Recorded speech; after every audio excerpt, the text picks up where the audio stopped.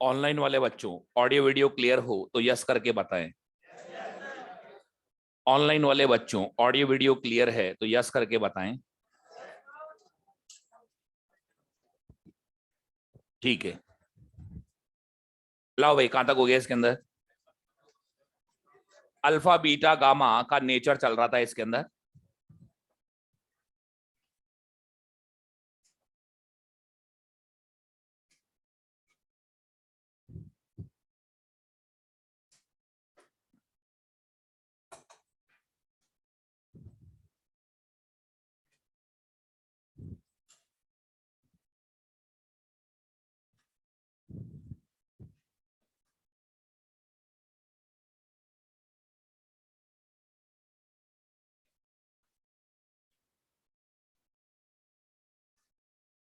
देखो, last time पे हमने रेडियो एक्टिविटी स्टार्ट कर दी थी और रेडियो एक्टिविटी के अंदर हमें मालूम पड़ गया था कि रेडियो एक्टिव रेडिएशन 3 तरह के रेडिएशन से मिलकर बना है। Positively charge alpha rays, negatively charge beta rays and uncharge gamma rays. अब इसके बाद अगला जो पॉइंट हम डिस्कस करने जा रहे हैं वो है स्पीड। जब अल्फा या बीटा पार्टिकल न्यूक्लियस से निकलते हैं तो इनकी स्पीड का ऑर्डर क्या होता है? जब अल्फा रेस किसी न्यूक्लियस से निकलती है तो इसकी स्पीड का ऑर्डर होता है 10⁷ मीटर पर सेकेंड और 1/20th part of speed of light.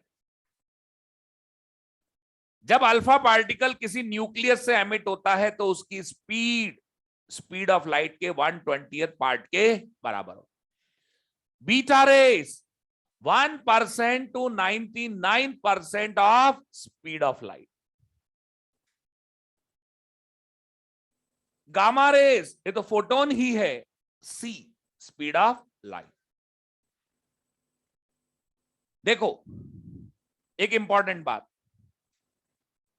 मान लीजिए हमारे पास यूरेनियम के 4 एटम हैं, चारों अल्फा एमीटर हैं, चारों से निकलने वाले अल्फा की स्पीड सेम है। यानी आइडेंटिकल न्यूक्लियाई जो अल्फा एमिट करते हैं वो सेम स्पीड के अल्फा एमिट करते हैं।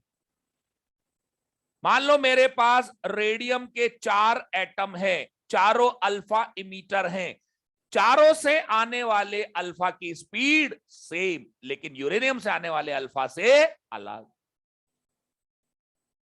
तो क्या मैं इसको देखकर ये कह सकता हूं identical nuclear emits alpha of same speed and different element emits alpha of different speed? तो अगर कहीं एलिमेंट्स का मिक्सर हो तो उसमें अल्फा की स्पीड को देखकर मैं ये आइडेंटिफाई कर सकता हूं क्या कि कौन सा एलिमेंट प्रेजेंट है? क्या अल्फा की स्पीड को देखकर यह पता लगाया जा सकता है कि वहां कौन सा एलिमेंट प्रेजेंट है? क्यों?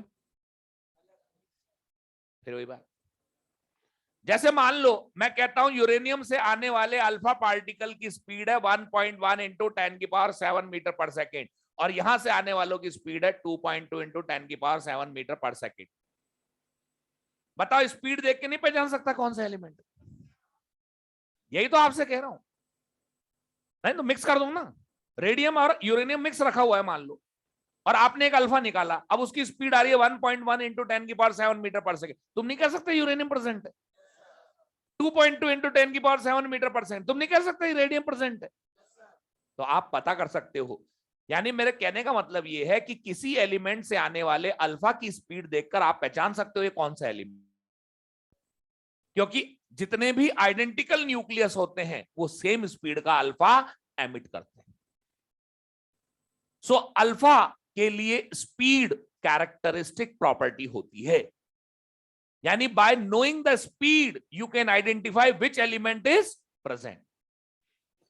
On the other hand beta के अंदर जैसे मान लो मेरे पास कार्बन 14 के 4 न्यूक्लियस हैं, ये चारों ही बीटा एमीटर हैं, लेकिन चारों से आने वाली बीटा की स्पीड अलग अलग है। अब बताओ, चारों आइडेंटिकल न्यूक्लियस हैं लेकिन जो बीटा एमिट कर रहे हैं वो सेम स्पीड के हैं, तो बताओ क्या बीटा की स्पीड देखकर पहचान सकते हो कौन सा एलिमेंट है? नो। तो सुनो, identical nuclei emits alpha of same speed while identical nuclei emits beta of different speed. So speed is characteristic property of only alpha. Gamma में भी नहीं होती, दुनिया का कोई सा भी न्यूक्लियस हो, गामा जो निकलेगा वो तो स्पीड सीधा ही निकलेगा। हम कैसे पता लगाएं कौन है, कहां से आ रहा है? सही है बात ये। तो आप अल्फा के लिए बीटा के लिए पहले स्पीड लिखें, फिर इनके कॉलम में जो मैं बात बोलूं उसको नोट करें आप, ठीक है ना? ये इंपॉर्टेंट पॉइंट्स हैं। स्पीड लिख लिया, केवल स्पीड लिखें पहले 10 की पावर 7 मीटर पर सेकेंड और c/20 अल्फा की, बीटा की 1% to 99% of speed of light,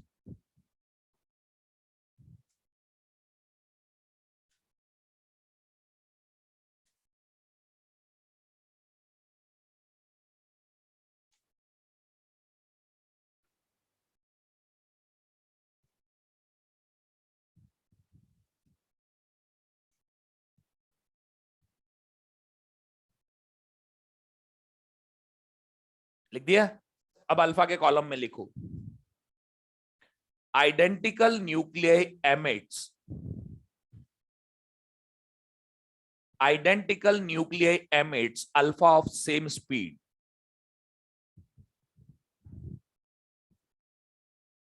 Identical nuclei emits alpha of same speed. So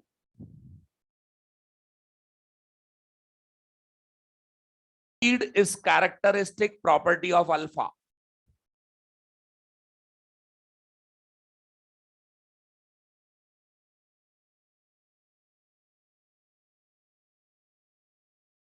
So speed is characteristic property of alpha. Beta के कॉलम में लिखो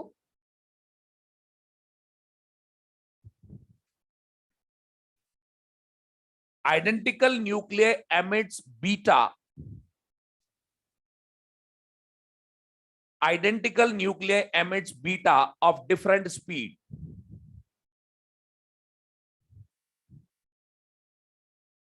Identical nuclei emits beta of different speed, sorry, different speed.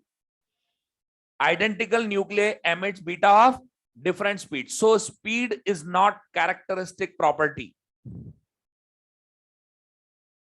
So speed is not characteristic property.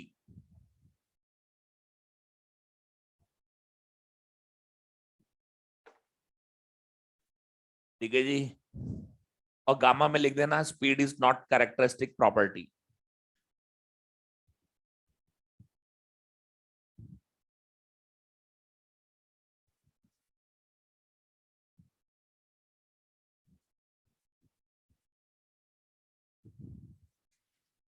देखो जैसे ये uranium है, uranium से आने वाले अल्फा की स्पीड सेम है, तो बताओ हर अल्फा की काइनेटिक एनर्जी भी तो सेम होगी ना। मेरे पास सारे यूरेनियम के एटम हैं, तो अगर मैं energy versus number of alpha graph plot करूं, नंबर ऑफ अल्फा, तो मुझे एनर्जी की कितनी वैल्यूज हासिल होंगी? एक। अगर मैं आइडेंटिकल न्यूक्लियाई के लिए, जैसे सारे यूरेनियम है, उनके लिए एनर्जी और नंबर ऑफ अल्फा का ग्राफ प्लॉट करूं तो एनर्जी की कितनी वैल्यूज हासिल होंगी? एक। समझ गए बात को? ये तो खाली नंबर है, वाई एक्सिस पर तो खाली क्या है? नंबर। एनर्जी तो एक्स एक्सिस पर है। तो बताइए मुझे अल्फा एमीटर के लिए एनर्जी की सिंगल वैल्यू एग्जिस्ट करेगी, इसलिए इसका जो स्पेक्ट्रम आएगा वो लाइन स्पेक्ट्रम होगा। लाइन स्पेक्ट्रम का मतलब होता है only single value exist. Spectrum कहते किसको हैं? ऐसा ग्राफ जो ये बताए कि फिजिकल क्वांटिटी की कौन कौन सी वैल्यूज पॉसिबल। तो बताओ यहां फिजिकल क्वांटिटी है एनर्जी, तो बताओ एनर्जी की कौन कौन सी वैल्यू पॉसिबल? एक। तो अगर सिंगल वैल्यू पॉसिबल होती है then spectrum is said to be line spectrum. तो ये स्पेक्ट्रम होता है लाइन स्पेक्ट्रम, क्योंकि सिंगल एनर्जी के अल्फा एमिट होते हैं। On the other hand speed अलग अलग है बीटा की, तो काइनेटिक एनर्जी भी अलग अलग आएगी। तो बताइए एनर्जी ग्राफ अगर मैं प्लॉट करूं तो आपको कौन कौन सी वैल्यूज हासिल होगी एनर्जी की? Number of beta. क्या आपको बहुत सारी एनर्जीज मिलेंगी? मैं इसका ओरिजिनल एक्सपेरिमेंटल ग्राफ बना के दिखा रहा हूं। ये आया है बीटा की एनर्जीज, आइडेंटिकल न्यूक्लियस से निकलने वाले बीटा की काइनेटिक एनर्जीज एक पूरी रेंज में होती है, एक मैक्सिमम वैल्यू तक होती है। इस मैक्सिमम एनर्जी को कहते हैं एंड पॉइंट एनर्जी। क्या? तो बीटा जब निकल के आते हैं तो उनकी kinetic energies and point energy से कम सारी ही वैल्यूज हो सकती है। मतलब जीरो से लेके एंड पॉइंट एनर्जी तक सारी एनर्जी वाले बीटा पार्टिकल यहां पर एमिट हो सकते हैं। तो मुझे बताइए यहां पर कोई भी एनर्जी मिसिंग है क्या? सारी वैल्यू पॉसिबल है ना? तो when all values are possible then spectrum is said to be continuous. तो बीटा का स्पेक्ट्रम आता है कंटिन्यूअस। ये कंटिन्यूअस स्पेक्ट्रम है। देखिए जैसे एटम में एनर्जी लेवल होते हैं ना, जैसे हाइड्रोजन एटम की बात करूं मैं, तो बताओ 2 से 1 में जब ट्रांजिशन होगा फोटोन तो एनर्जी कितनी आएगी? 3 से 1 में आए तो? अब मुझे एक बात बताओ, 12.09 से 10.2 के बीच में कोई एनर्जी पॉसिबल है क्या? 10.2 इलेक्ट्रॉन वोल्ट से 12.09 इलेक्ट्रॉन वोल्ट के बीच में कोई क्या हाइड्रोजन एटम? नहीं। इसका मतलब है अलग अलग स्पेक्ट्रम तो आएगा लाइन, लेकिन कैसा आएगा? अलग अलग, डिस्क्रीट। अलग मतलब डिस्क्रीट। तो जैसे एटम में एनर्जी लेवल्स होते हैं ऐसे ही न्यूक्लियस में भी एनर्जी लेवल होते हैं। इसलिए जब न्यूक्लियस का ट्रांजिशन होता है from higher energy state to ground state तो वो एक फोटोन छोड़ता है और यही है वो गामा फोटोन। अब एक ये आ गया, एक ये भी तो आ सकता है ना। तो कैसा होगा spectrum? Line, discrete. Hydrogen spectrum में तो ऐसा ही होता है, लाइन एंड डिस्क्रीट। तो यहां पर एनर्जी स्पेक्ट्रम जो आपके पास आएगा ये number of gamma. Okay, line and discrete. ठीक है जी, ये इनके एनर्जी स्पेक्ट्रम है। तो अगला पॉइंट लिखें एनर्जी स्पेक्ट्रम।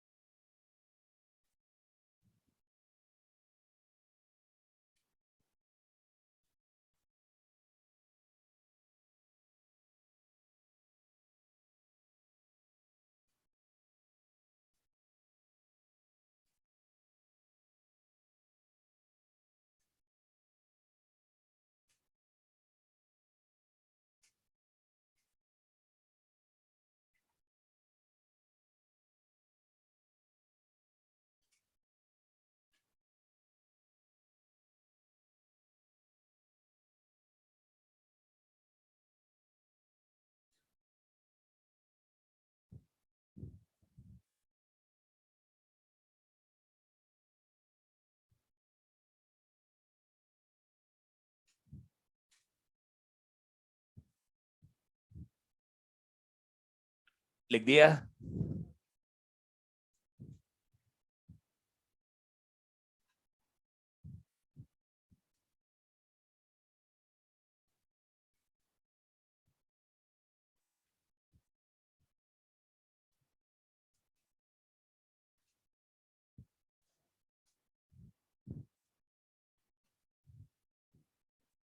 तो अल्फा का स्पेक्ट्रम लाइन स्पेक्ट्रम, बीटा का कंटिन्यूअस और गामा का लाइन एंड डिस्क्रीट।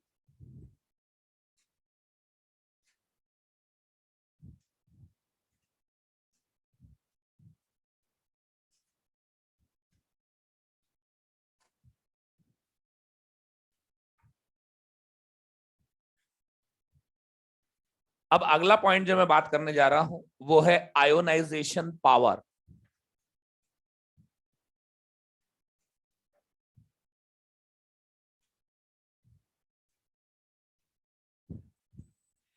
देखिए आयोनाइजेशन क्या होता है। किसी भी गैस एटम या मॉलिक्यूल की बात करें तो जितना पॉजिटिव चार्ज होता है उतना नेगेटिव होता है। अब इसके ऊपर अपन को रेडिएशन डालें, रेडिएशन आकर गिरा, अब ये रेडिएशन इसके इलेक्ट्रॉन को बाहर निकाल दे। अब मुझे बताओ इस एटम को एक इलेक्ट्रॉन का लॉस हो गया ना, तो इस पर आएगा प्लस चार्ज और ये चला गया नेगेटिव चार्ज। तो क्या हमने पॉजिटिव और नेगेटिव आयंस बना लिए?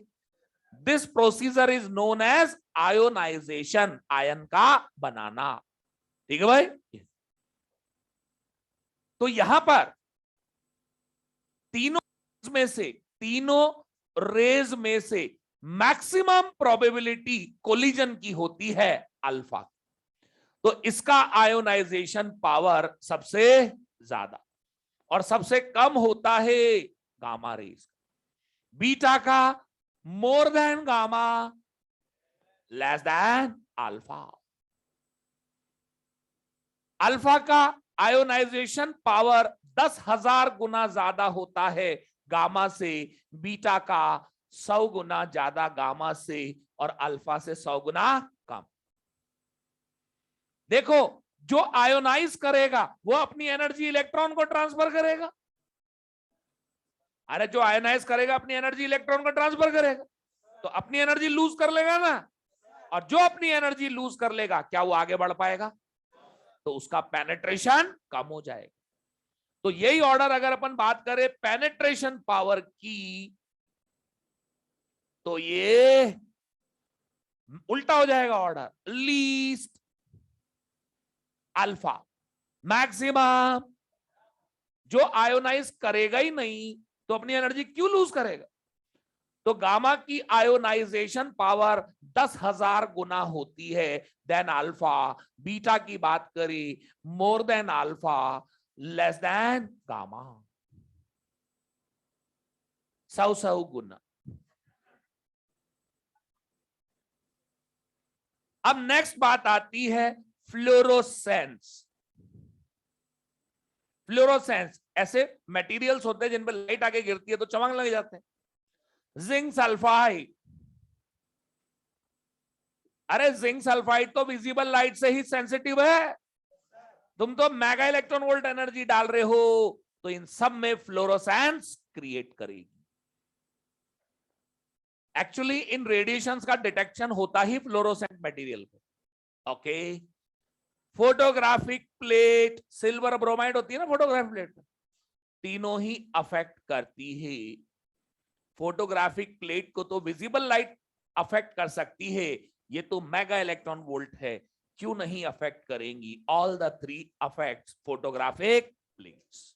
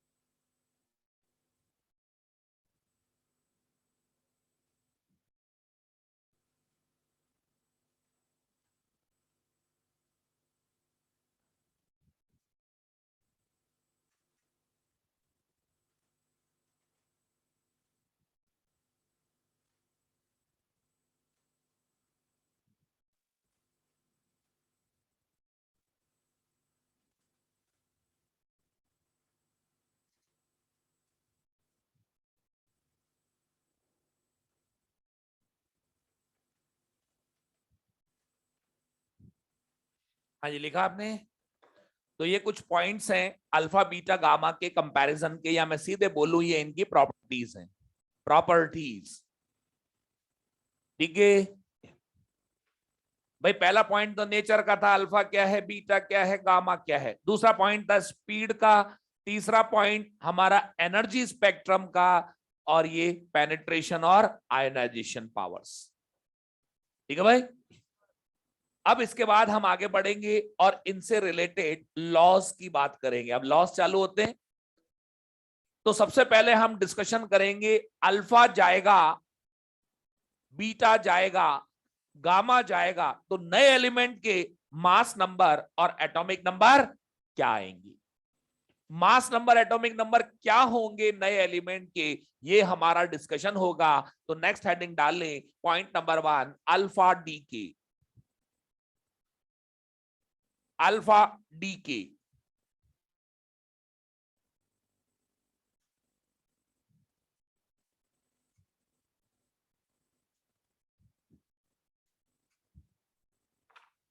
अल्फा डी के देखो, अब हम ये बात करेंगे कि अल्फा जाए तो मास नंबर, एटॉमिक नंबर पर क्या फर्क आए। यहां से हमारी न्यूक्लियर रिएक्शंस का पार्ट स्टार्ट। न्यूक्लियर रिएक्शन चलेंगे अब आगे तक, आखिर तक, तलक ये चैप्टर चलेगा, न्यूक्लियर रिएक्शंस चलेंगी। तो उनमें एक बात हमेशा याद रखना, कोई सी भी न्यूक्लियर रिएक्शन हो, टोटल नंबर ऑफ न्यूक्लियॉन्स, यानी प्रोटॉन और न्यूट्रॉन का टोटल नंबर, रिएक्शन से पहले और रिएक्शन के बाद सेम रहना चाहिए। उनके नंबर की काउंटिंग सेम रहनी चाहिए। अगर पहले 100 थे तो बाद में भी 100 रहने चाहिए total. Similarly charge, net charge before reaction and net charge after reaction same रहने चाहिए। ये दो बातें गांठ बांध लीजिए। ओके, ये देखो, ये पेरेंट न्यूक्लियस है, इसका एलिमेंट का एटॉमिक नंबर, या मैं कहूं एलिमेंट का सिंबल है, this is the symbol of parent nucleus. Mass number super script में लिखा जाता है, एटॉमिक नंबर। अब इसने एक अल्फा का एमिशन कर दिया, वाई में कन्वर्ट हो गया। अल्फा को जब भी रिएक्शन में दिखाओ, हीलियम न्यूक्लियस से दिखाओ, और साथ में लिख, ये क्यू क्या है, इस क्यू को कहते हैं क्यू वैल्यू ऑफ रिएक्शन। क्या? क्यू वैल्यू ऑफ रिएक्शन, और also called disintegration energy.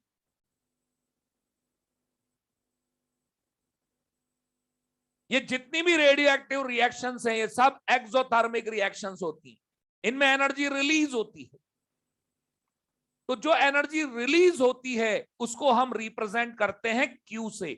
Q value means released energy, disintegration energy, released energy.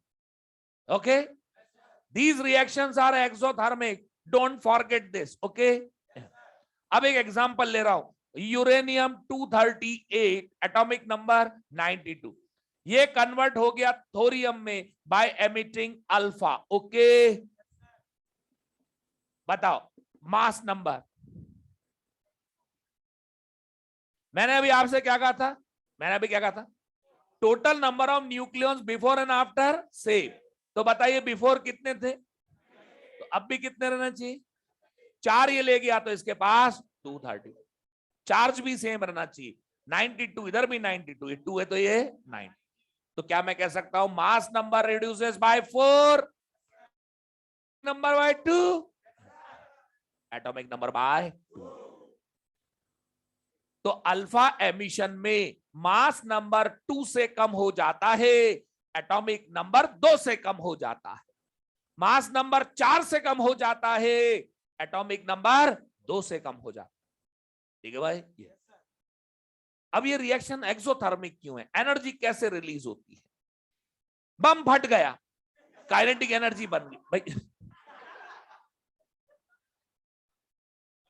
इसमें हंसने की बात है। बॉम्ब एक्सप्लोजन हो गया, काइनेटिक एनर्जी बन गई। कहां से आती है काइनेटिक एनर्जी?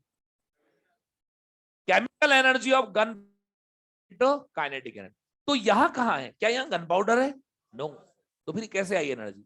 तो सुनो इधर, यहां पर जो फाइनल प्रोडक्ट्स होता है, इनका जो मास होता है वो रिएक्टेंट्स के टोटल मास से कम होता है।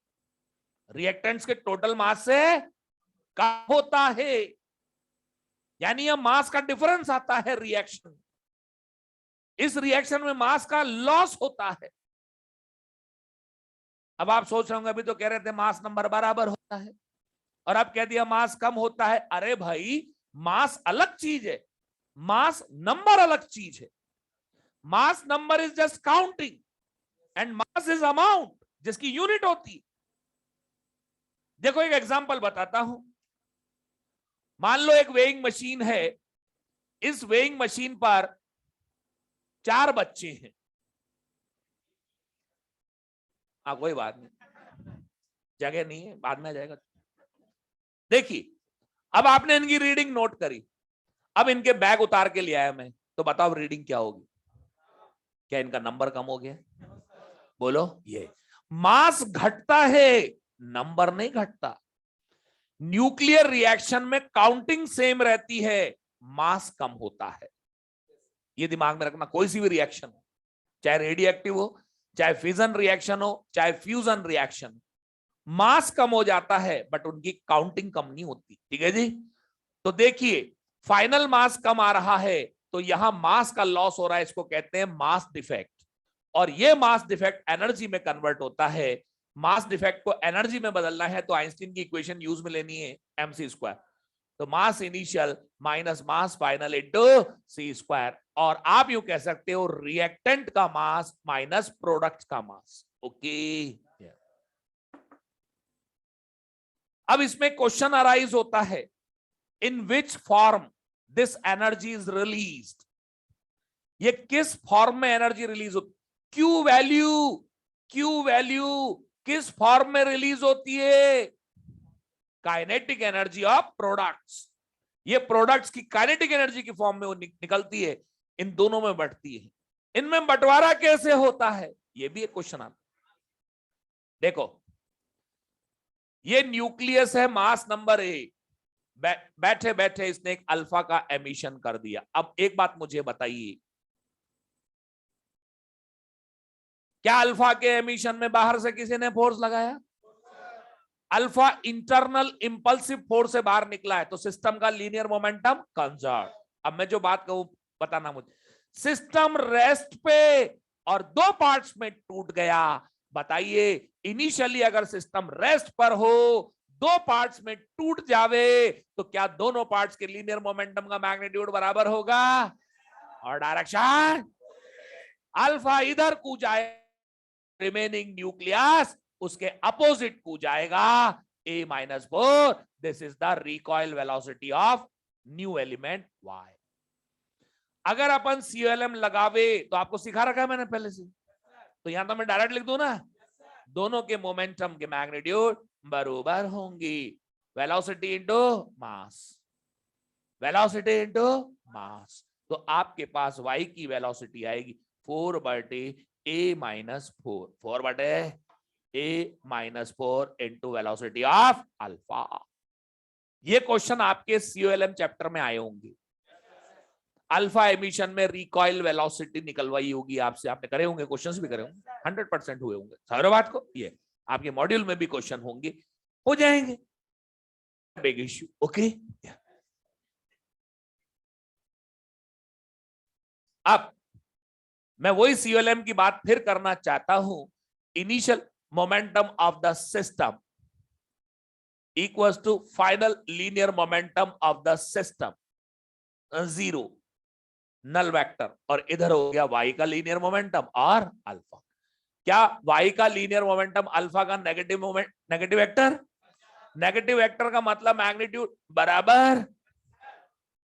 तो अब मुझे बताइए, K बराबर P square by 2m, linear momentum का मैग्नीट्यूड बराबर। तो क्या kinetic energy inversely proportional to, तो यहां काइनेटिक एनर्जी का जो डिस्ट्रीब्यूशन होता है Q वैल्यू में से, Q वैल्यू तो टोटल रिलीज एनर्जी है, इसमें जो बंटवारा होता है डिवीजन, वो मास के रेसिप्रोकल में होता है। 2018 नीट में एक क्वेश्चन आया था, a uranium nucleus at rest emits an alpha particle and converts into thorium, then which of the following is correct? Theoretical question. Option number 1, magnitude of linear momentum of alpha is more than thorium. गलत। Point number 2, भाई बराबर हुए ना, बरोबर है, different कैसे हो सकते हैं? ठीक है जी। Option number 2, magnitude of linear momentum of thorium is greater than alpha, गलत। तीसरा, kinetic energy of thorium, kinetic energy of thorium is more than alpha, गलत। अब चौथा तो करेक्ट ही होगा, ठीक है जी। और चौथा ऑप्शन था, kinetic energy of alpha is more then thorium. सही है, सही है बात। जिसका मास कम, उसकी काइनेटिक एनर्जी ज्यादा, ठीक है जी, ये बात। अब इनकी काइनेटिक एनर्जीज का रेशियो क्या बनता है वो मैं लिख रहा हूं। के अल्फा बटे के ऑफ वाई, क्या मास ऑफ वाई बटे mass of alpha, mass of Y A -4, mass of alpha 4।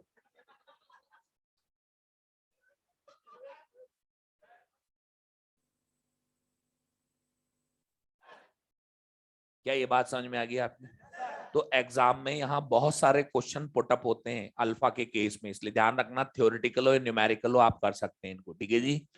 ये तो इनकी काइनेटिक एनर्जी इसका रेशियो है। इसमें तो एक कदम आगे बढ़ के ये तक पूछते हैं कि अल्फा की काइनेटिक एनर्जी बताओ, अभी बता देंगे, पहले इसको लिखो। आप पहले ये दो बेसिक रिएक्शन और ये एग्जाम्पल लिखेंगे। आप पहले रिएक्शन और बेसिक एग्जाम्पल लिखेंगे, आफ्टर दैट में एक स्टेटमेंट।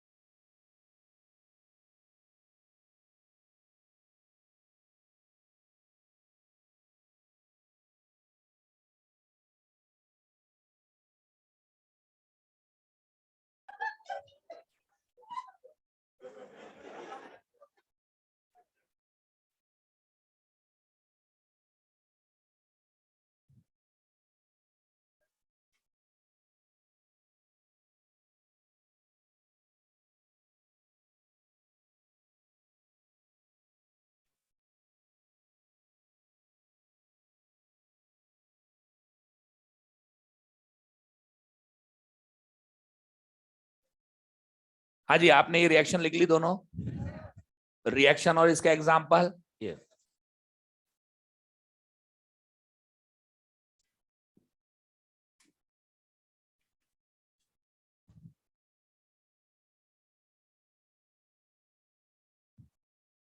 लिख लिया। अब लिखो statement, the radioactive reactions are exothermic reaction, the radioactive reactions are exothermic reactions, the radioactive reactions are exothermic reactions because the total mass of products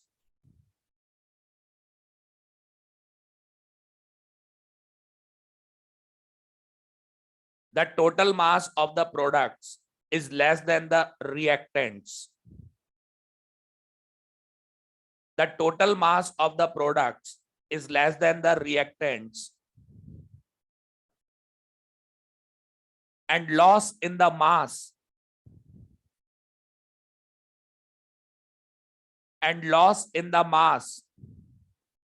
converts into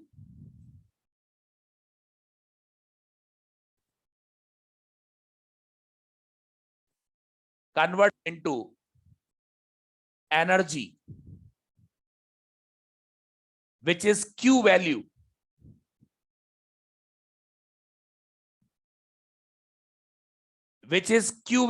of reaction.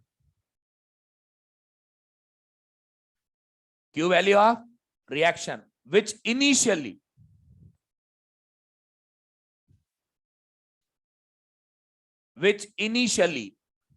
appears in form of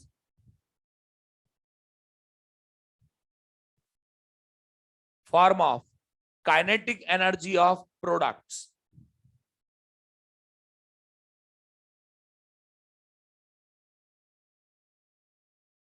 Kinetic energy of products. ठीक है, अब आप लिखें, ये यहां से start करें.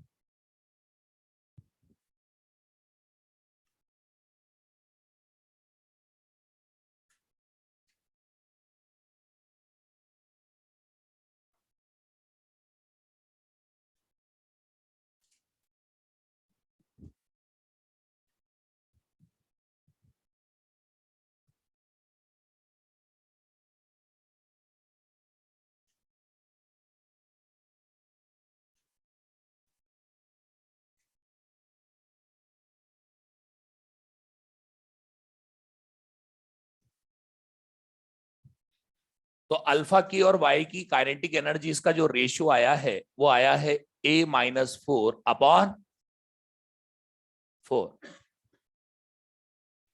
A-4/4.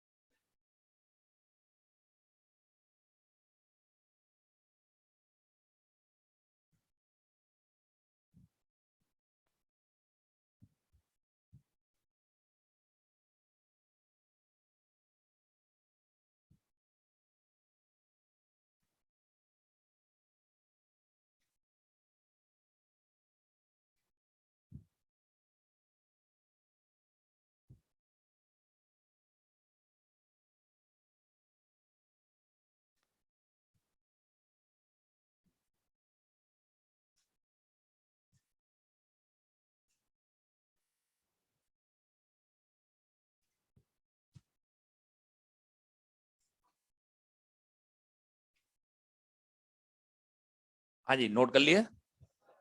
अब इधर देखो, अब यहां पर Q वैल्यू इस रेशियो में डिवाइड होती है. जैसे मान लो, एक सिंपल सी बात है, आप जानती होंगे, मतलब एक छोटी सी बात कर रहा हूं. मान लीजिए 10,000 रुपीज है. इसको 2:3 के रेशियो में डिवाइड करना है। तो बताइए कैसे लिखते हैं, 2/5, यानी सम किया ना आपने, इनटू टोटल वैल्यू, यही किया आपने। सेम यही चीज हम यहां करने वाले हैं।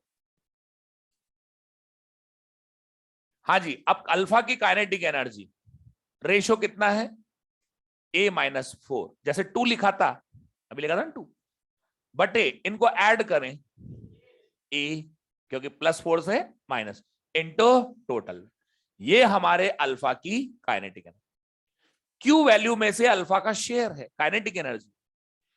ये हमारा Y एलिमेंट है, उसका रेशियो कितना है, 4 बटे A इंटू क्यू। देखिए टोटल क्यू वैल्यू में से अल्फा नियरली 98% एनर्जी ले जाता है। टोटल एनर्जी जो रिलीज होती है उसका लगभग लगभग 98% पार्ट अल्फा लेके चला जाता है। ठीक है भाई, लिखिए।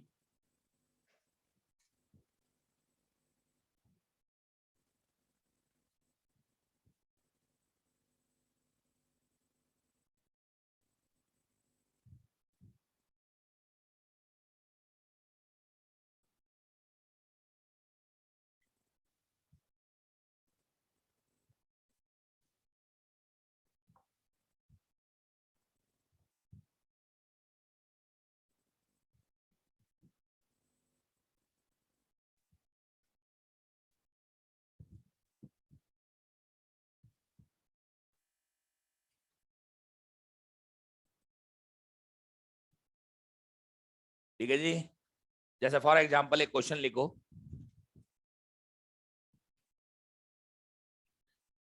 a nucleus of mass number, a nucleus of mass number 220,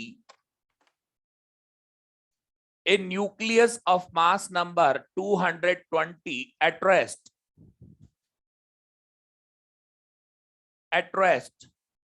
emits an alpha.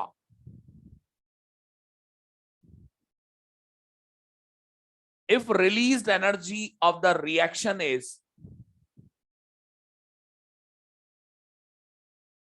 if released energy of the reaction is 5.5,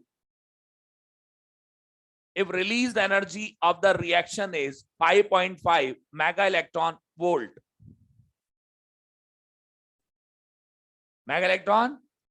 find kinetic energy of alpha.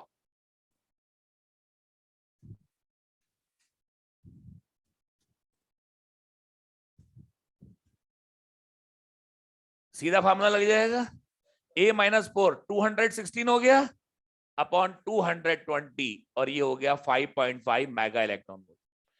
11 5s are 55, 11 2s are 22, 2 1s are 2, 2 8s are 16, ये 10 cut के point यहां आ गया 45, 5.40 mega electron volt.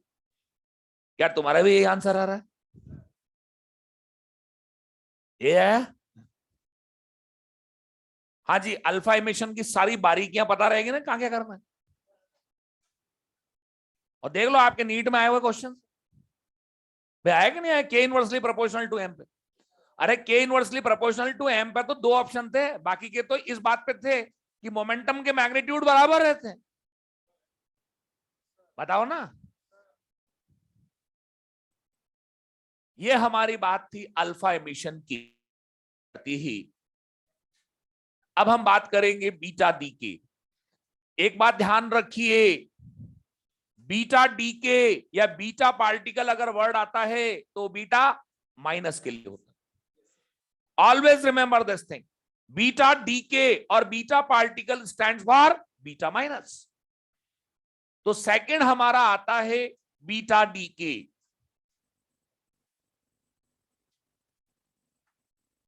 Beta emission उन nucleus में देखा गया है जिनमें न्यूट्रॉन्स का नंबर एक्सेस में है, यानी प्रोटॉन के मुकाबले न्यूट्रॉन ज्यादा है। ठीक है, तो बीटा डी के बेसिकली न्यूट्रॉन प्रोटॉन रेशियो को रिड्यूस करने के लिए होती है। Beta decay neutron proton ratio को घटाने के लिए होता है। ये पूछते हैं एग्जाम में कि बीटा डीके में न्यूट्रॉन प्रोटॉन रेशियो का क्या होता है, तो आप कहोगे decrease. Decrease. For this purpose one neutron inside the nucleus converts into proton. Nucleus के अंदर ही एक न्यूट्रॉन प्रोटॉन में कन्वर्ट होता है। अब अपन जानते हैं चार्ज कंजर्व रहता है। अगर पहले जीरो था तो बाद में भी नेट चार्ज जीरो होना चाहिए। तो साथ में आता है इलेक्ट्रॉन। इलेक्ट्रॉन को अगर आप रिएक्शन में दिखावे तो इलेक्ट्रॉन का मास नंबर में कोई रोल नहीं होता, तो सुपरस्क्रिप्ट जीरो, चार्ज -1, तो subscript -1। This is the way to write down electron in the reactions. ये बीटा है, ये बीटा है।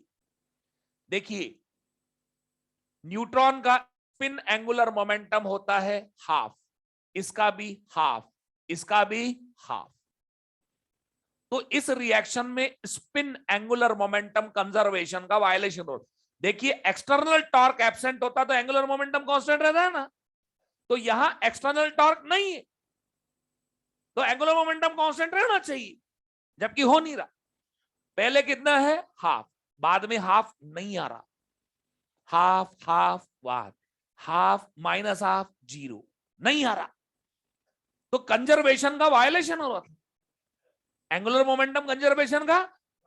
तो इसको दूर करने के लिए पाउली ने सजेस्ट किया कि बीटा के साथ एक फंडामेंटल पार्टिकल और आता है और उसका नाम है एंटी न्यूट्रिनो। क्या? एंटी न्यूट्रिनो का rest mass nearly zero, exactly zero नहीं है। अगर इसका रेस्ट मास जीरो हो गया तो फिर तो फोटोन बन गए। नियरली जीरो, चार्ज जीरो, हाँ। अब बताइए स्पिन एंगुलर मोमेंटम कंजर्वेशन की पॉसिबिलिटीज तो बन गई ना। अगर दो के स्पिन जीरो हो गए तो इसका स्पिन बचा लेगा कि नहीं बचा लेगा? ये तो याद रखें, बीटा माइनस के साथ आता है एंटी न्यूट्रिनो, और ये रिएक्शन भी एक्सोथर्मिक रिएक्शन है। ये इसकी बेसिक, ये सब न्यूक्लियस में होता है। कई बार एक क्वेश्चन यूं आता है कि बीटा पार्टिकल इज, या आया हुआ है नीट में, बीटा पार्टिकल इज, उसमें एक ऑप्शन है electron present in the nucleus. ये बिल्कुल आउटराइट रॉन्ग स्टेटमेंट है। क्या इलेक्ट्रॉन पहले से बैठा था न्यूक्लियस में? No, exactly at the time of conversion of neutron into proton beta बनता है और इमीडिएटली बाहर आ जाता है। वरना हाइजेनबर्ग अनसर्टेनिटी प्रिंसिपल रॉन्ग नहीं हो जाएगा।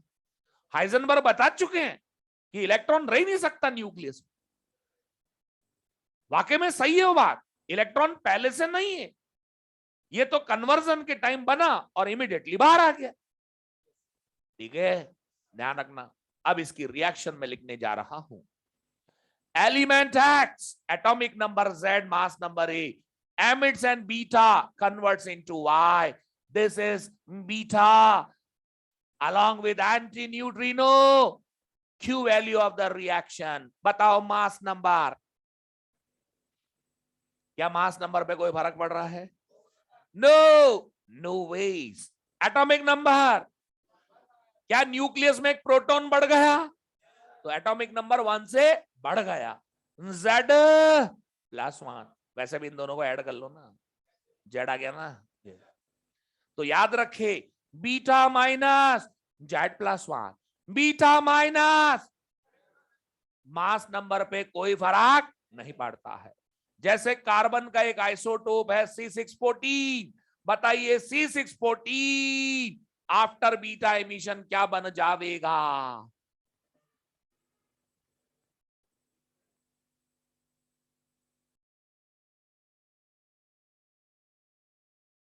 बिल्कुल तुमने सही कहा, ये नाइट्रोजन बन जाएगा। सही है, लिखो लिखो। to reduce neutron ratio, to reduce neutron proton ratio.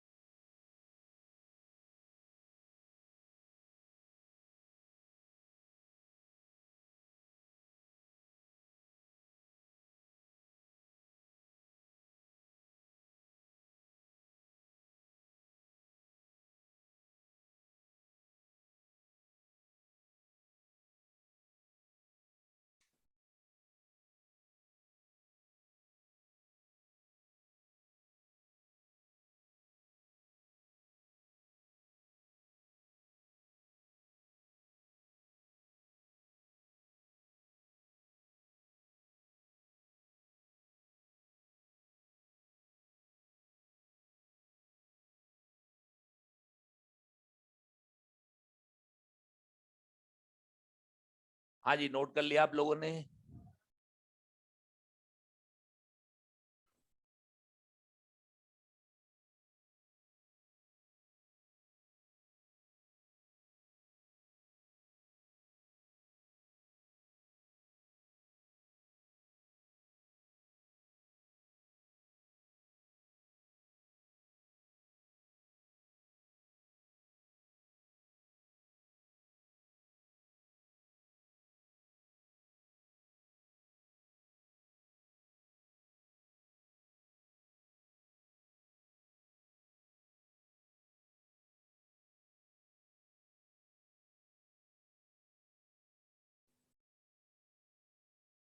Online वाले बच्चों, can you hear me? Online students, can you hear me? Okay okay, it's all right. हाँ हाँ, हो सकता है अभी कोई टेक्निकल एरर आ गई। No no, it's all right, everything is okay.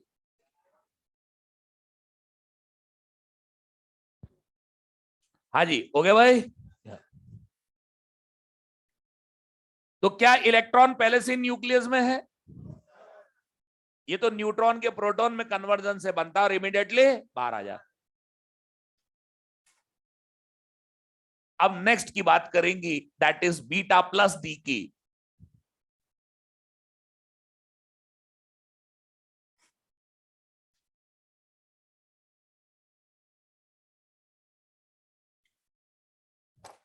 देखो, बीटा प्लस के लिए स्पेशली बोला जाता है क्वेश्चन में बीटा प्लस या पॉजिट्रॉन।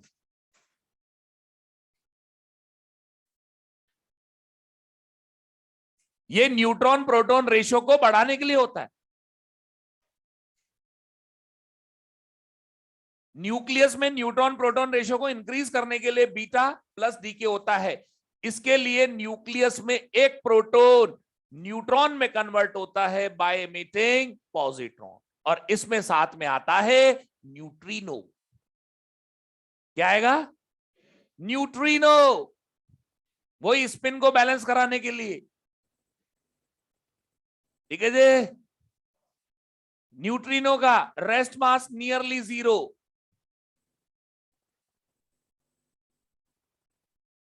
Charge 0, spin half. ये एलिमेंट एक्स वाई में कन्वर्ट हुआ by emitting positron beta plus neutrino, Q value mass number same unchanged, atomic number. अब ये ध्यान रखना, beta minus Z plus 1, beta minus 1 उल्टा करना है, beta plus Z minus 1, beta minus mass number पे कोई फर्क नहीं पड़ता है। सोडियम का एक आइसोटोप है, बताइए किस में कन्वर्ट होगा?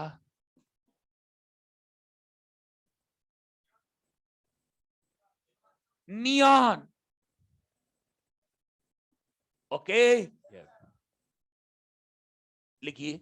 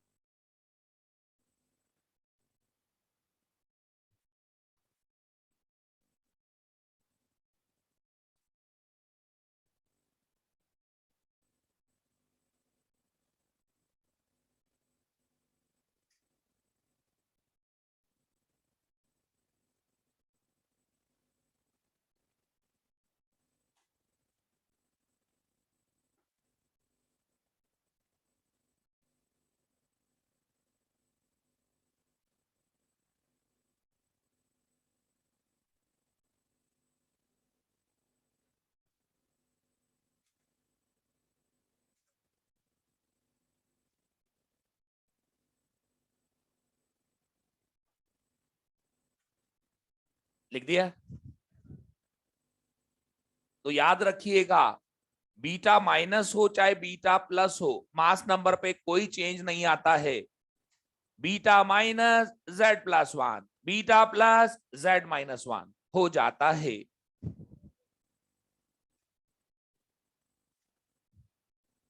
देखो, अब एक इंपॉर्टेंट पॉइंट बता रहा हूं, ध्यान से देख लेना। इधर देखो, हो गया? लिख लिया ना? इधर देखो, मैं बात करता हूं फ्री स्टेट और आउटसाइड द न्यूक्लियस। एक न्यूट्रॉन है, ये आउटसाइड द न्यूक्लियस रखा है, अकेला बैठा है। ये किसी न्यूक्लियस का हिस्सा नहीं है, अकेला है फ्री स्टेट में। अगर फ्री स्टेट की बात करें तो न्यूट्रॉन प्रोटॉन और इलेक्ट्रॉन में डीके हो जाता है। जैसे न्यूक्लियस में होता है वैसे ही फ्री स्टेट में हो जाता है, बिल्कुल हो जाएगा। ये न्यूट्रॉन प्रोटॉन और इलेक्ट्रॉन में डीके हो जाएगा। तो क्या इस बात से साबित होता है कि न्यूट्रॉन फ्री स्टेट में अनस्टेबल है? बिल्कुल है, ये डीके हो जाएगा। अब हम बात करते हैं प्रोटॉन की, फ्री स्टेट की। तो न्यूक्लियस में हो रहा था, हम बात कर रहे हैं फ्री स्टेट। क्या फ्री स्टेट में प्रोटॉन न्यूट्रॉन में बदल जाएगा? नहीं, नहीं, क्योंकि न्यूट्रॉन का मास प्रोटॉन के मास से ज्यादा होता है। तो यह पॉसिबल ही नहीं है कि मास बढ़ जाए और एनर्जी रिलीज हो जाए। एनर्जेटिकली इम्पॉसिबल है। एनर्जी तभी बढ़ती है जब मास रिड्यूस हो। तो एक लाइटर एलिमेंट हैवियर एलिमेंट में कन्वर्ट हो रहा है और एनर्जी भी रिलीज हो रही है, ये पॉसिबल नहीं। इसलिए फ्री स्टेट में प्रोटॉन न्यूट्रॉन में कन्वर्ट नहीं होता। तो बताइए, फ्री स्टेट में प्रोटॉन स्टेबल की अनस्टेबल? वो डीके नहीं होता, बस खाली न्यूक्लियस में पॉसिबल। लिखो नीचे,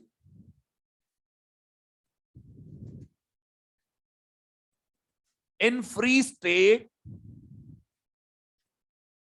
in free state neutron in free state or outside the nucleus, ये लिखो, in free state or outside the nucleus neutron decays into proton and electron. Proton and electron and antineutrino. In free state or outside the nucleus, neutron decays into proton, electron and antineutrino. So it is unstable.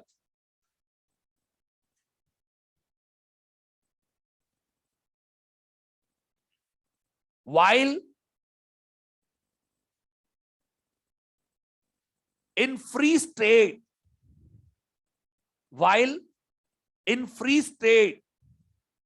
a proton can't decay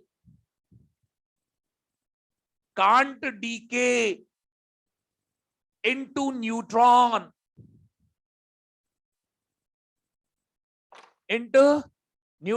because neutron is slightly heavier.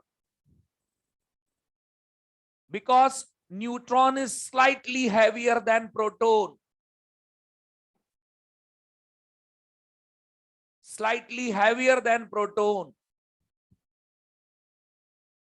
So it is energetically impossible. So it is energetically impossible. So it is stable in free state. So it is stable in free state.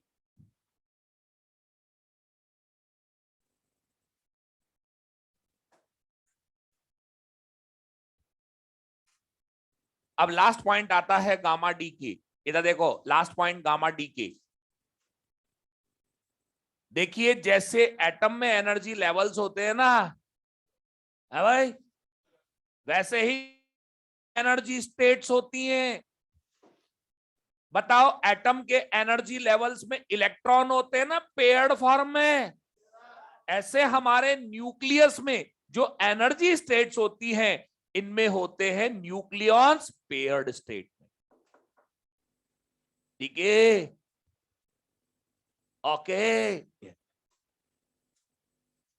तो जैसे atom में energy levels होते हैं, आपने Bohr model पढ़ा हुआ है ना, जैसे एनर्जी लेवल्स होते हैं, सेम ऐसे एनर्जी लेवल न्यूक्लियस में होते हैं. वहां इलेक्ट्रॉन होते हैं पेयर्ड फॉर्मेट में, यहां न्यूक्लियॉन्स. अब जैसे मान लो ये न्यूट्रॉन प्रोटॉन में कन्वर्ट हुआ. किस में कन्वर्ट हुआ? मतलब बीटा डीके हुआ. तो ये बीटा निकल गया बाहर, एंटी न्यूट्रॉन भी बाहर. तो जो प्रोटॉन बना वो अपनी एक्साइटेड स्टेट ऑक्यूपाई कर लेता, वो अपनी हायर एनर्जी स्टेट में चला जाता. जब वो ग्राउंड स्टेट में आता है तो वो एक फोटोन छोड़ता है, और इस फोटोन की energy mega electron volt order की होती है, और ये है गामा फोटोन. आप एक नई बात जान लीजिए कि एटम के एनर्जी लेवल्स जो होते हैं वो ज्यादा से ज्यादा किलो इलेक्ट्रॉन वोल्ट होते हैं, जबकि न्यूक्लियस के energy level mega electron volt level के होते हैं.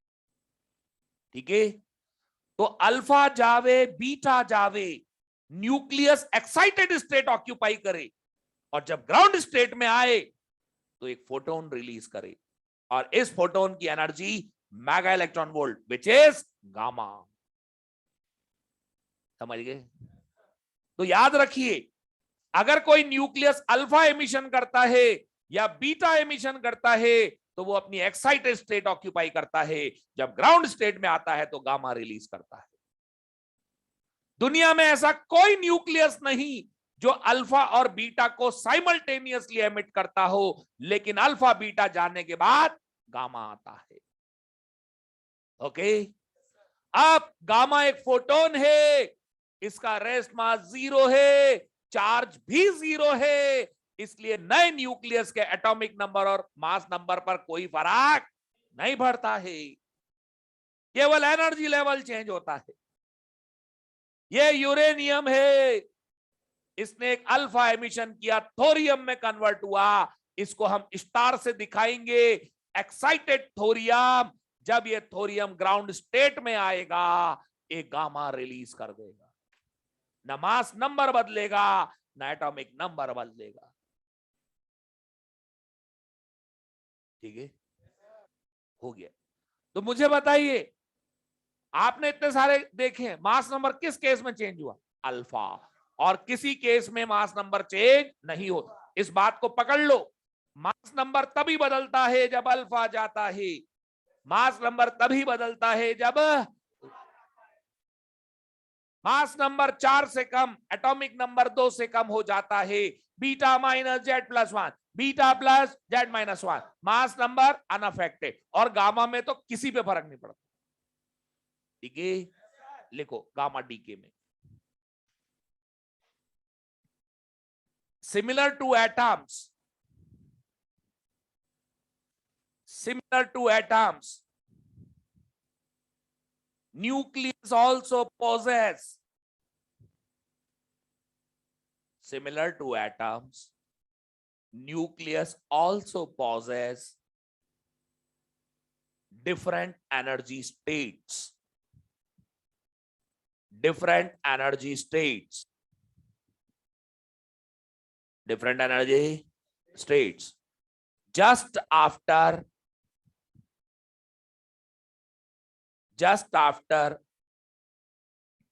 emission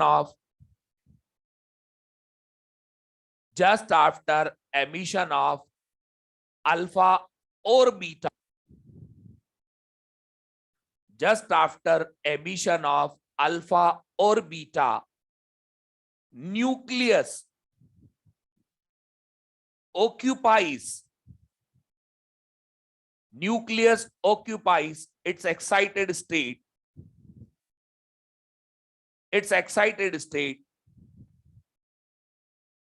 when comes back to ground state,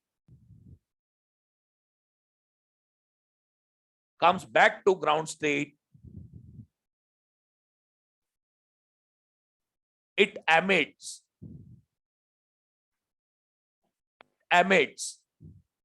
a photon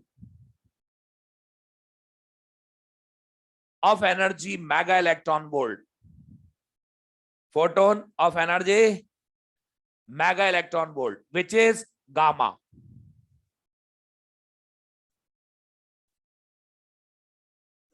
Which is gamma.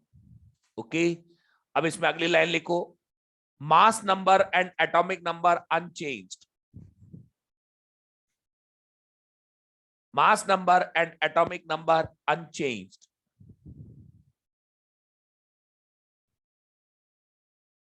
Okay, only energy level changes,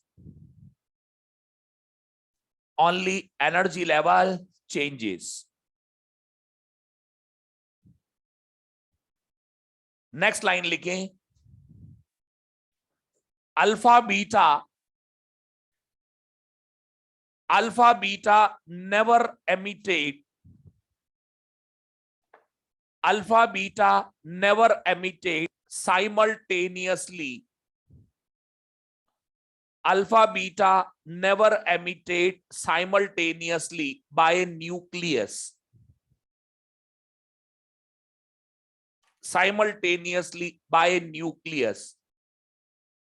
but gamma emits just after alpha and beta emission, just after alpha and beta emission.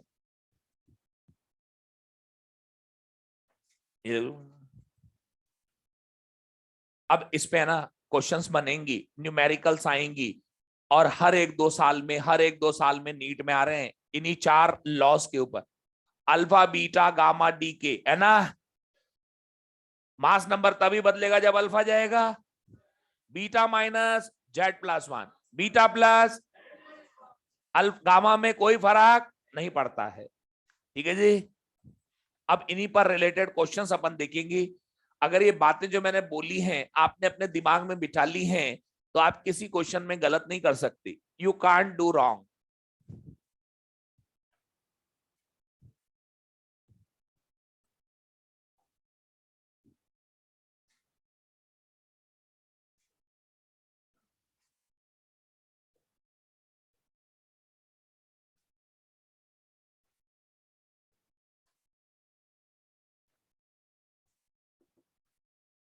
अब इसमें ना ऐसे reactions लिखी आएंगी, हो गया क्या, वो नोट कर लीजिए, मिटा दो ना इसको।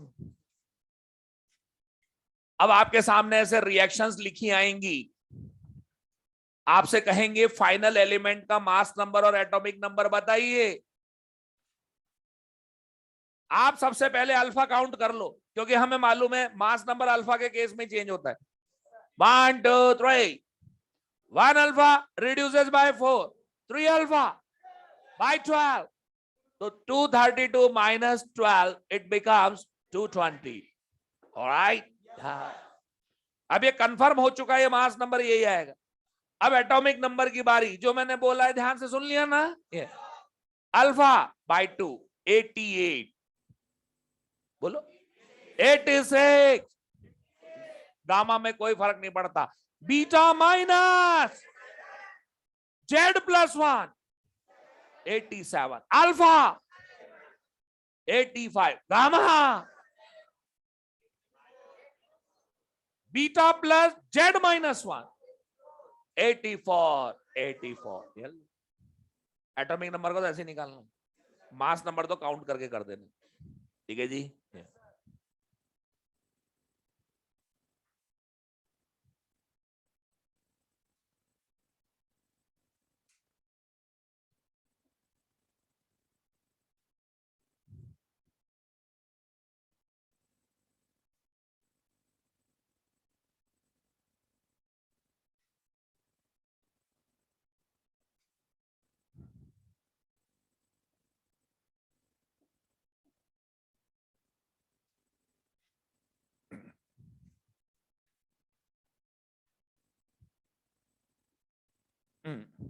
कई बार रिएक्शन में आपको रिवर्स में भी आना पड़ेगा।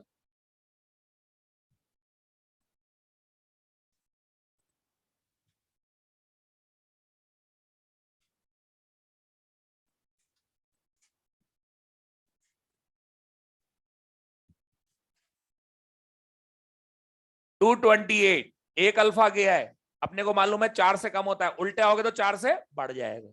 इसका मास नंबर कितना, ये लो, एक आंसर आ गया।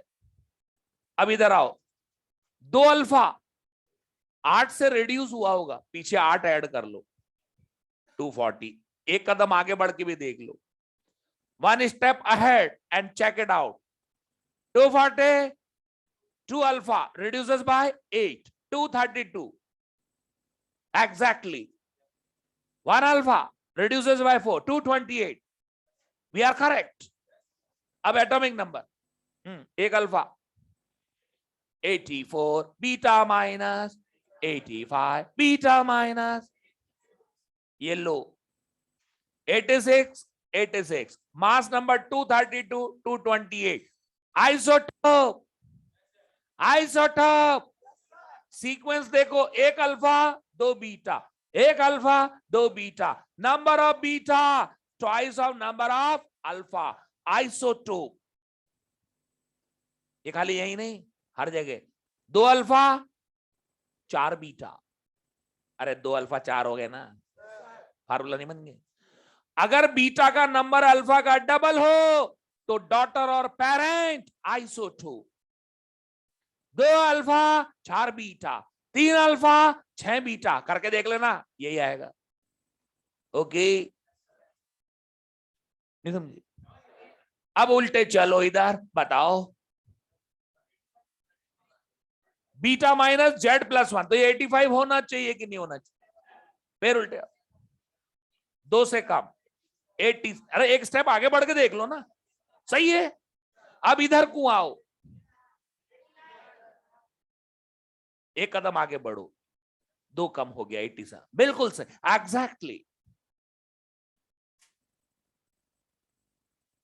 exactly, we have got our answer, we have got our answer.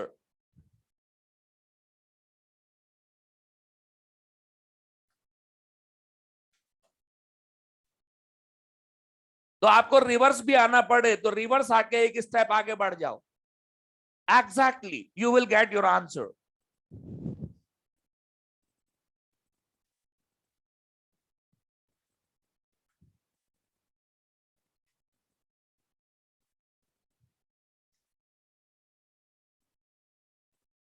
All right. Now we are going to move on further question. Next question.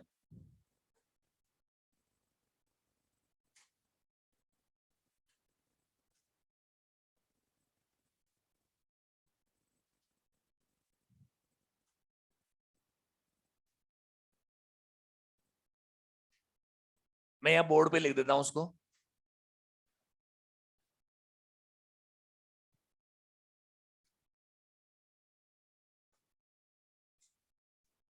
Find particles in sequence.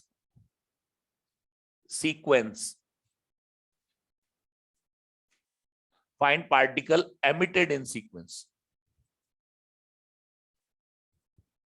ठीक है ना.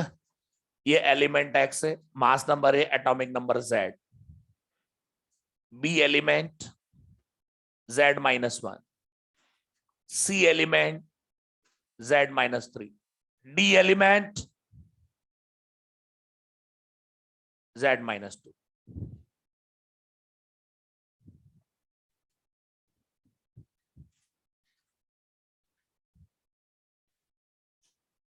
बताओ sequence emitted particles की.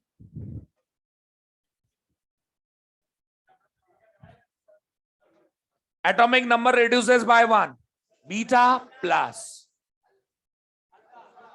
-2 हो गया. Atomic number 2 से कब reduce होता है? अल्फा में. ये अल्फा है. जेड माइनस नंबर मतलब माइनस कम हो गया, मतलब एक ऐड हो गया इसमें. जेड -3 में 1 ऐड हुआ है ना, +1 हुआ है ना, बीटा माइनस. नीट 2021 ये आया था पिछले साल. ठीक है जी.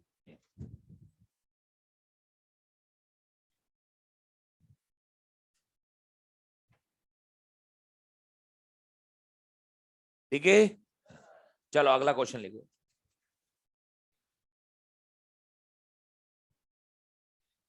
Uranium 238 decays through a series and finally converts into lead 206. lead 206.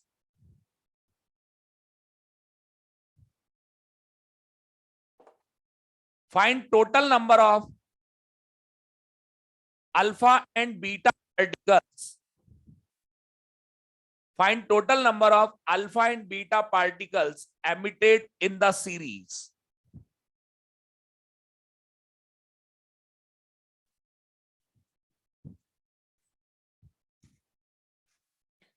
देखो ये क्वेश्चन है ना, बहुत स्टैंडर्ड है और फ्रीक्वेंट आने वाले क्वेश्चंस की कैटेगरी में. इसका एक स्टेप बाय स्टेप प्रोसीजर होता है. क्या होता है देखो. स्टेप नंबर 1, इस क्वेश्चन के ताले की चाबी मास नंबर में छुपी है. आप सबसे पहले मास नंबर का डिफरेंस लेंगे 32. Step number 2, divide by 4, you will get the number of alpha. एक बात और सुन लो, क्वेश्चन कहता है find number of alpha beta particles. Here beta is for only beta minus. मैं ऐसा कह रहा हूं बार बार इस बात. तो देखो स्टेप नंबर 1, मास नंबर का difference low, divide by 4, you will get the number of. अब एक अल्फा जाता है एटॉमिक नंबर 2 से कम, तो आपको अल्फा के नंबर को 2 से मल्टीप्लाई करना है और इसको इनिशियल एटॉमिक नंबर में से सब्ट्रैक्ट कर देना है. अगर केवल अल्फा एमिशन हुआ होता तो फाइनल एटॉमिक नंबर 76 आना था. लेकिन क्या ये 76 है? क्या ये 76 है? बस जो भी डिफरेंस आएगा वो बीटा का होगा. अब बताओ कितना beta? 6 beta. Okay.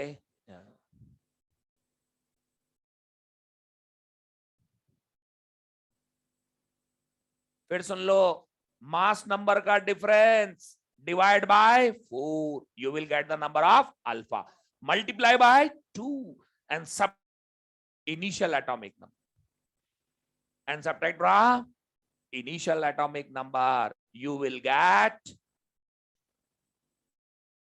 answer. Okay, बताओ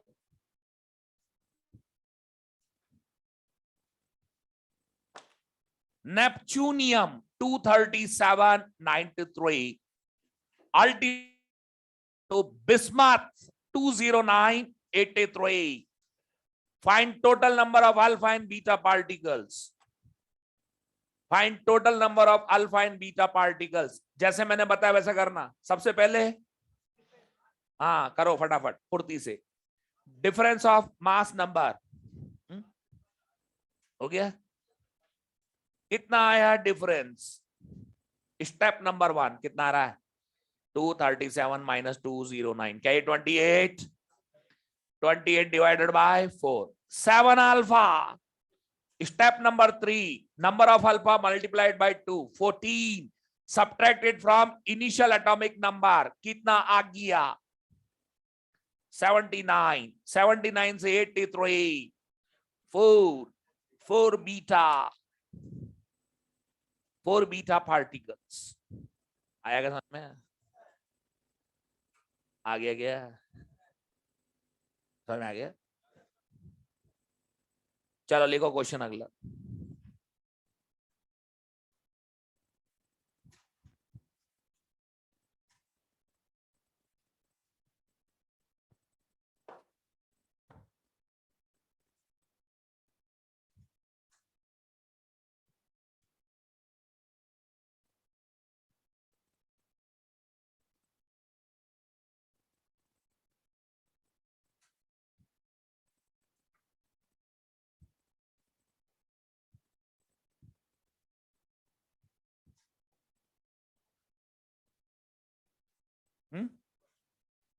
लिखो, बस ये आखिरी क्वेश्चन है, फिर अपन आगे बढ़ जाएंगे। इसके बाद होमवर्क दे दूंगा मैं आपको, ठीक है ना? Element acts decays through a series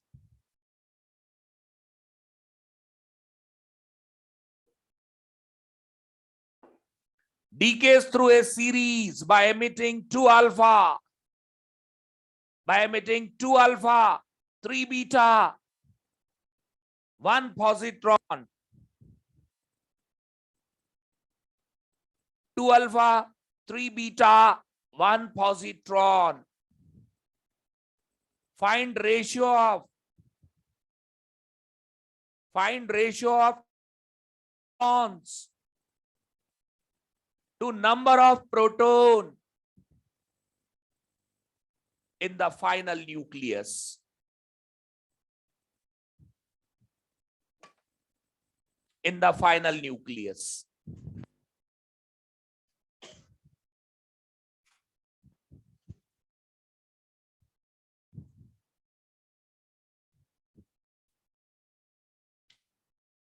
Let us consider the final nucleus is Y. What is the mass number of Y?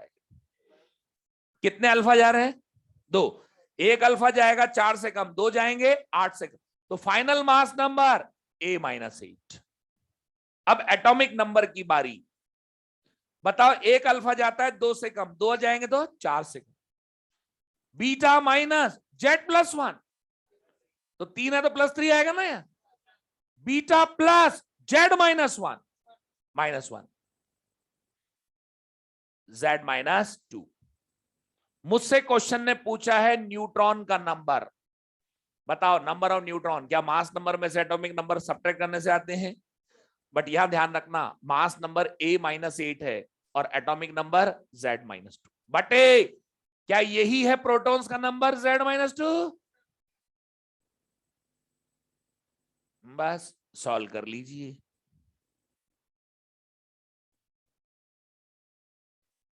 A-Z-6 बटे Z-2, यार भाई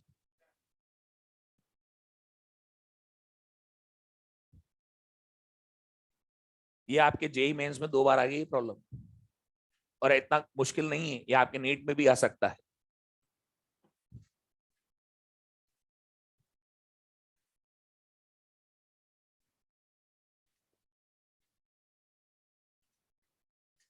ओके, लाइए होमवर्क बता देता हूं मैं आपको, मॉड्यूल लाए हैं आप। हाँ जी, बिगिनर बॉक्स 1, बिगिनर बॉक्स 1 है क्या? नहीं 1 नहीं, बिगिनर बॉक्स 2 पेज नंबर है 160, बिगिनर बॉक्स 2 पेज नंबर 160, इसके सारे क्वेश्चन कर लो। बिगिनर बॉक्स 2 कंप्लीट, अरे 2, beginner box 2 complete page number 160। Okay, exercise 1, अरे बिगिनर बॉक्स 2 है भाई, 2। Exercise 1 question number 13, question number 13 1 3, question number 13, after that 30 30 31 31 35, हाँ जी 50, question number 50 51 52 54 55 57 61 62 66 67 71 72 77 79 84 86, second exercise, question number 6 7 14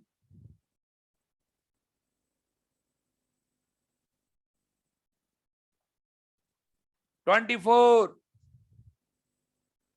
28, third exercise, question number 18 33, ये लो module. Okay बच्चों, have a nice time. Online वाले बच्चों bye bye.